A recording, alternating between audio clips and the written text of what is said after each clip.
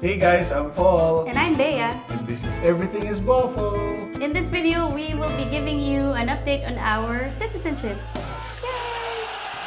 So a little bit of a backstory. We spent the last 2 years of our residency here on a non-lucrative visa. And since we're one of the former colonies of Spain, we have a shorter residency requirement before we could apply for the citizenship. For us to qualify for the Spanish citizenship, we had to meet the 2-year residency on a non-lucrative visa, pass the Spanish language and history test, which we talked about in the other video, and more importantly, live in Spain continuously for 2 years. We always get asked this question a lot, and the answer is yes, we can take vacations and be outside of Spain for a period of time. Once a year, we take about 6 weeks to go visit our family, either in the Philippines or in the US. And aside from that, we have also been outside of Spain to go visit a neighboring country for about a week. We are not lawyers and we are not your lawyer, so if you decide to apply for that citizenship by residency, please go consult an immigration lawyer like our attorney Dua in this video right here to ask how much time do you usually need, how much time can you be outside of Spain and still have that 2-year residency counted? Right, and for us, we've been very, very diligent when it comes to that. So we try to consume less than half of what the requirement is. Yeah. So I think the law really is interpreted by each person differently, like whoever is going to be looking at your application. So for us, we just wanted to be conservative with our vacation time. Yeah, we really wanted to get the citizenship fast. So a few months ago, we interviewed our immigration lawyer, attorney Dua, to talk about the citizenship by residency process, and she listed all of the requirements. So if you're curious about the requirements, you can watch them here. And at that time, we were still waiting for the approval of our citizenship. If you watch that video, you will see that she mentioned that sometimes there's no linear timeline on when one will be approved. It could be that, someone submitted first, but then the other person, the second one who submitted, can get approved first. In our case, it was a little bit different. He submitted his application first because I was still lacking one document, our marriage certificate, which shows that I changed my name to his last name. So he, I think, submitted maybe a week and a half before I did. And he got approved first. We could track the movement of where his application was. And you could tell he was days ahead of me. And then once he got his approval, 5 days later, I got my approval. And so now today we're going to be talking about the process of what comes after that approval email. So I got approved first. We honestly checked every day. We have the link to check where we are in the stage. And once I got the calificación, that's when we knew that we were days away from the approval. Yeah, we would check every day, twice a day, once in the morning and once in the afternoon. So we were that curious, I guess, or excited with the whole process because we could see the paperwork moving and it was going in the proper stages. So they didn't ask for other documents from us, which for some applications it happens. So we were very excited. And then right after you got approved, the next day we submitted all of the documents that we need to request for a Jura, which is when, the date for you to swear for your Spanish citizenship. So we brought 2 copies of that Jura request, plus your photocopy of your TIE and a photocopy of the padron. And the approval letter. Yes, that's right. And we went straight to Registro Civil in the morning and we submitted all of the documents. So they kept one copy of the request letter for the Jura, and then he kept the other copy. They gave us a copy, and it had a date stamp that said that we submitted the request. Yeah, Right. and then they check everything, right? I remember by the window he was checking everything, making sure that we had everything there, the Right. submission. And then they said that they were just gonna call for the Hura date, Yeah. which for some I've heard, this is not true for us, but I've heard for some comunidades for some communities in Spain, it could take about 6 months to get an appointment. So we were hoping that was not the case. So we were just waiting for a call to see when it would be. If it was maybe for 6 months after, we would have just gone to a notary and paid to get it done faster. But thankfully, we didn't have to. As we mentioned, I got approved 5 days later. So excitedly, I went to the Registro Civil with the same things, with the same documents. And then again, they said they would call. And afterwards, we didn't hear anything from them for a long time. For about 3 weeks, no calls. Wow, 3 weeks. Yeah, we were waiting and there were no calls until suddenly someone called me and said that my Hura date was for July 5th. And I was trying to tell her that mi marido también, and she just cut me off and said like, no, I don't know anything about your husband. I'm just calling you for you. This is the date you're coming at 9:30 in the morning. Bring this. And I think I had to, I don't know if I'm like, I asked for like, do I need to bring this? And she's like, bring this, that's it.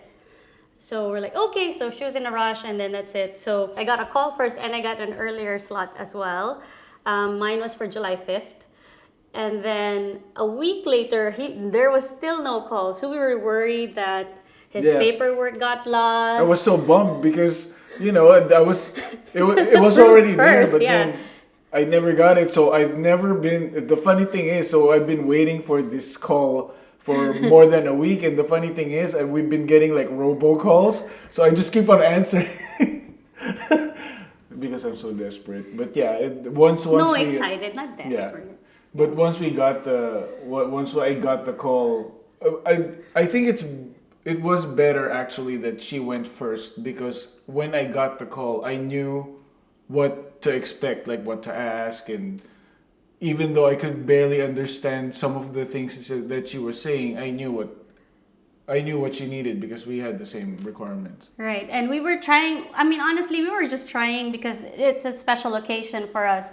We were hoping we could just swear in together because, you know, we didn't know what to expect and all that. And they're like, no, your date is a different date and that's it. And it's a different person. Right, Because correct. I remember I asked her like, oh, I think you called me also. And she's like, when is it? It's on this date. She's like, no, I'm on vacation. Yeah, Yeah, I remember. July 23rd. Yeah. So after all that, well, talking about timelines again, and Attorney Dua saying like there's no, you know, definite timeline. So in the end, after him submitting maybe a week before me and getting approved about a week before me, it ends up that I swear in maybe 2 weeks before he does.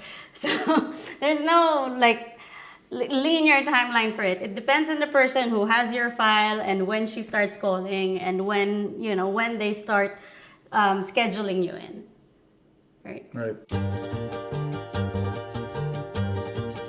So, talking about the Hura process, so my process was, you know, so it's the first time for both of us to experience this, and they were very nice. I sat down and then I explained. The first thing she said was, "Your last name is Santiago?" I said, "That's the last name of my husband." And she goes, "Well, pues, fuera." So I'm like, okay, fine. So you're not gonna use that anymore. We're gonna start over. You're gonna go buy your birth certificate. I go, okay. So, and then mine took a little longer, and you know, I'm trying to explain what the customs are in naming in the Philippines. In the Philippines, you get your first name, and then your middle name is like your mother's last name, and then it's your father's last name. So, and I'm trying to explain to her not just my name and how it's written out in the birth certificate. So she was very, I think, thorough. So she was also asking about my parents' name. So my mother's first name, and then I had to explain like, oh, Clemente is my mother's last name. So I had to explain to that in Spanish, el apellido de mi madre. So, and then, so she could get everything correct. And it was very thorough because she even asked for my time of birth. And we had to look for that in the birth certificate and all of that. And then once everything was good, I mean, I was just sweating so much because of all of the questions. And then he took the fan away from me, and then we started fanning me. Everybody busted out laughing. The people like beside us because, you know, like, oh, I should get myself a Filipino man, they were saying. Yeah, but it was nice. It was enjoyable. There wasn't anything very like ceremonial. I should say it was more like, you know, making sure all of the documentation was correct and all of that. And then afterwards she said, okay, you're done, you're Spanish, go celebrate. And then, and we left and celebrated. And I'm like, oh no, and then what happens next? I don't know what happens next. She didn't give me anything back. So good thing our friend went through the same process a few weeks before we did. So she said like, you're gonna get an email the next day, the same day or the next day with your new birth certificate. So we're like, we'll get it, you know, soon. Okay, so once I got my birth certificate, I saw that there was a mistake, and they put my primer apellido, or which is like my first surname, switched with my mother's last name. So I actually had to go back to her the next day, and she remembered me. She's like, have you been here before? I go, yes, you helped me with my Jura, but there's an information that's different. So she actually had to issue a new birth certificate that had the old one with the mistake and then had an addendum there that said this is actually the correct one. And then that was the only time that I could get a cita or an appointment with the police station closest to us so that I could get my DNI. DNI means Documento Nacional de Identidad, which means it's the Spanish identity card. Yeah, so no more TIE, no more NIE. And it is, I think, a card that is more, it has more information in it, because you can even like scan it with your phone to do some things. That's how we were able to get our digital certificate. We didn't have to go to the ayuntamiento anymore. So I think it's a very, very powerful card. Right, and it looks prettier too. It has like Spanish flags. Right. So I got the cita for the DNI. I go there with a photo requirement and our padrone, a copy of our TIE, and let me see, what else did I bring? We brought everything. We brought our passports, so just to make sure that we didn't leave anything. But in the end, they only needed the TIE, a photo, and my birth certificate. That was the most important thing. The new birth certificate. The new birth certificate, the revised birth certificate. So we went there, and the guy said, the police officer said, I can only give you a DNI card. I can't give you a passport today because your appointment is only for a DNI. And I go, well, how do I get the passport? He goes, the same way. And I'm like, okay. And then he goes, gives me the card, and I go, can't I get my passport today? And he goes, no, because there's a lot of people waiting, so we can't do that. I'm like, okay. And he hands me my card. He goes, congratulations, you're Spanish now. And I go, at that time, Eurocopa, like Spain just won Eurocopa. So I think it was just like the next day, right? Or something like that. Like very, very fresh.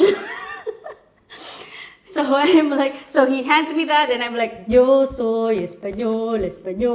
He goes like, shh. He's like, and then after a while, like, I don't know, like I don't know what we were doing. I think like fingerprints and stuff. And he goes, okay, wait a minute. I'll get you your passport.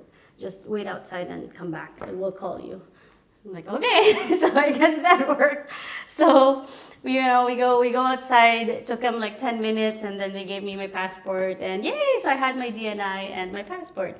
And the next step would be just for Paul's Jura, which hasn't happened yet. Right. So afterwards, since we already got the date for my Hura, then we got ready for that one. And We dressed up really nice every time we go to the Jura too. Yeah. Yeah. Like this is very important for us. so, I've been watching her do the whole procedure, and So his schedule was at 9:30, and 9 o'clock he was still not dressed. He was still playing video games, and I'm like, we're gonna be late. You can't be late to your swearing in, and but he was more relaxed basically. yeah. But then in the metro, we were talking about like, okay, what do I need to know? What do I need to say? And all of these things. No, you were asking which window, Oh yeah, which window? And then I was also and I just asking said you what to window say. 18. Yeah, and then I was asking you what to say because Right. I didn't know what to say. Oh no, you reminded me when she asks you if you're going to renounce. You say no. Yeah. Okay, I got that. So I walk super fast. I just leave her. Because he was late. We were just late because he gunned was it. late. Yeah. And I got to the window and I forgot which window it was. So So I get there like a minute later, and he's still standing there. I'm like, "What are you waiting for? Talk to the person already." Yeah. He's like, which one?" I go, "You've got me kidding me." but then she was Yeah. doing stuff, so Yeah. I figured It she didn't was still matter. busy. Yeah. And then I sat down and started talking to her and then handing my documents, and it was easy because, just she just received the documents, asked me questions, and then blah blah blah, and then she asked me if I wanted to renounce, and I said no. Oh, so and then she was asking me questions about the documents I submitted, and then she shared that she went to the Philippines also. So Yeah, she was there for a few months, and her brother lived in Pampanga. So we asked her, "Do you know any Tagalog words?" and then she was like, "Opakan kita," which means I'm gonna hit I'm gonna you. punch you. Yeah. Yeah. And kain na, which was milder, but yeah. But the first thing she remembered was upakan kita. So even with that conversation, I swear the entire procedure it took less than 15 minutes. It was probably like 13 minutes. So I got the documents back, and then she said congratulations. Did she say congratulations? But yeah, she just gave us back the documents, and that was it. So, and then I handed the paperwork to her because she's the she's the one who checks everything. But what we noticed was that each person in front of you, each functionaria, which is what they're called, is different with how they work with these things. For example, for me, they put a guion on my two first names, which is a dash. And I asked her, no, that's not how it's spelled. It's without a dash. And she goes, but that's the law in Spain. It has to be with a dash. And I'm like, okay, I didn't put up a fight. And then we get to Paul, and his doesn't have a dash. So, so it really depends, I guess, on how they pay attention to details. But in the end, the documents are both correct. And yeah, and that, the process was just a little bit, I would say, longer for me because I had to change my name as well. My last name as well. Yeah, and then you had to come back because there were like. Right. Yeah. So before she let us go, well, one thing that stood out was she told me that there's not a lot of men that apply for the citizenship. At least the Filipino men, there's not a lot, right? So that was pretty curious. We go, really? And we actually had to repeat it like, not a lot of Filipino men apply for citizenship. She goes, yeah, usually it's the women. Yeah. So extra accomplishment. plus points. what would be like our takeaway from all of this?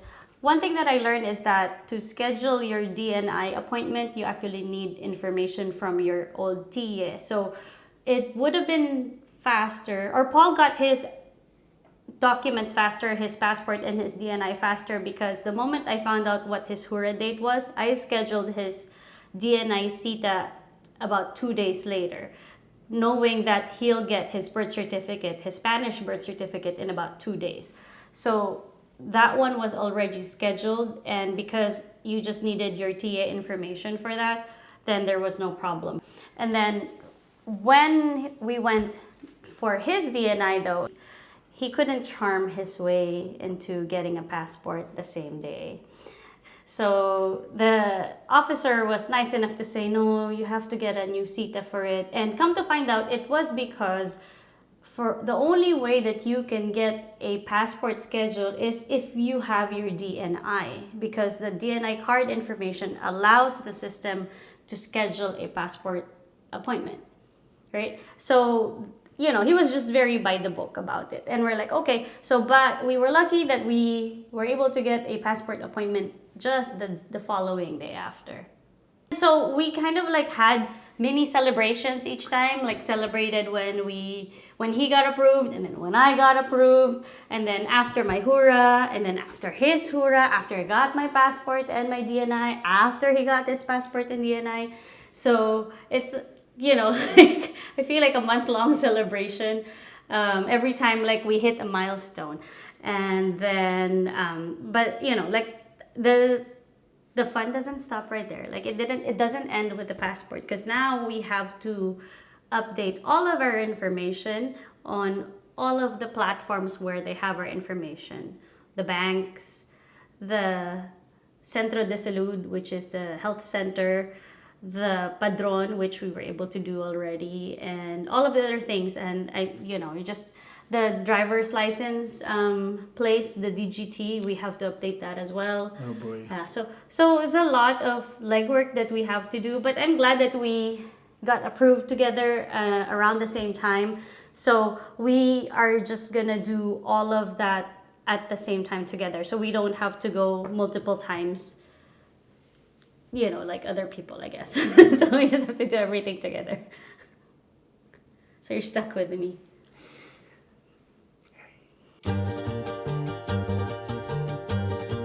So that's it. We hope that this quick video helps a lot.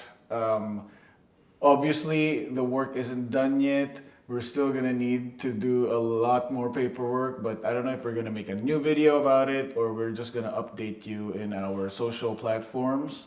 So all in all, from application in February and getting our approval in June, that's about 3.5 months. And then by July, we were sworn in, we had our passport, so that's just another month. So, I mean, I know that we're very fortunate that it doesn't happen to everyone, where from application to the passport is 4.5 months. So, you know, be patient if that's not the case for you. If anything, I know that we owe a lot to our friend who also applied around the same time that we did. And then also, of course, to Attorney Dua, our lawyer, because everything was just explained in our application. We didn't have to resubmit anything, and we were, to be honest, over-prepared for what comes. I mean, she even explained how my name might be, because I have 3 first names and Spain only allows 2 first names. So she kind of prepared me with like how that might work out. But in the end, it still depends on the functionaria in front of you and how she interprets the law. So the name that I wanted to keep, because I could only keep 2, up to 2. I actually wanted to just keep 1 to keep it simple. But in the end, it had to go by how the functionaria understood Spanish law. Like I said, my 2 names have a dash in between them because she says that's the law. But for his, there was no dash in the names. So, you know, it depends on the person. And again, like, I was able to get my passport and my DNI the same day. And he wasn't able to because of it was a different person that was in front of us. But yeah, so you just have to exercise patience. You just have to be flexible with things because, you know, it really depends on who that person is. If that person is having a good day, if that person is having not a good day. So yeah, you know, remember that that's a person in front of you, right? It's not, don't expect things to be just automatic that or, you know, mechanical. These are real persons trying to help you, trying to understand, trying to interpret things, you know, and follow the law. So thanks to all the people who follow us, who subscribe to our channel. Thank you to the people who buy us a coffee and give us super thanks. And we really appreciate the people in our Facebook groups who contribute all day, every day, just helping each other out. We appreciate you guys. Yes, we really appreciate our Facebook community because for us as well, like that's how we learn a lot of these processes. If it wasn't for not just our lawyer, but our friend who shared her experiences, then we wouldn't know what to do or what to expect. Like I said, we were so excited that I swore in and I left and, you know, she didn't tell me what to do next, like what to expect next. So if not for our friend, she, you know, who told us this is what you're supposed to do next or this is what you're supposed to expect next, we wouldn't be where we are or we wouldn't have achieved all of these as quickly as we did. So thanks so much for being great community members. We appreciate you know, you guys imparting your knowledge because like we mentioned again, like it's not the same for everyone. Our timeline is very different from other people's timeline. Our experiences are a little bit different from other people's. And, you know, we appreciate you guys sharing your experiences. And if you want to know more about moving to Spain, you should watch this next video. Thank you, bye.